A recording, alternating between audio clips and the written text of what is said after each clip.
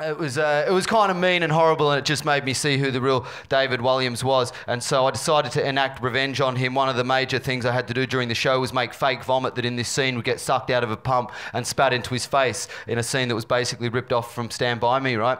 And I used to make the vomit, and I used to use 1 tin of soup mix to make it, but on the last show in Perth in Western Australia, instead of using 1 tin, I used 4 tins of soup mix, and it was like concrete as I mixed it in one of those big plastic oil buckets. And then I put it in place under the thing and put the pump into it, and then when I had to press the button on the cue when the vomiting scene started, it was like you could audibly hear the pump struggling to suck the stuff up, right? It was going, and I was worried because you get a lot of trouble if a cue doesn't come off, right? And so I'm pressing this green button, and then the pump, you know, with all the fortitude of a fucking 60-year-old hooker, just brought this stuff up and like spat this fucking solid ball of dried soup mix into David Walliams' face. His head went back like JFK, and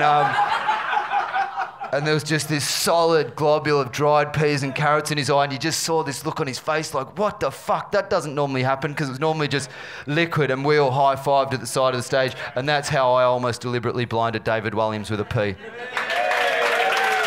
Excellent, Rod Campbell!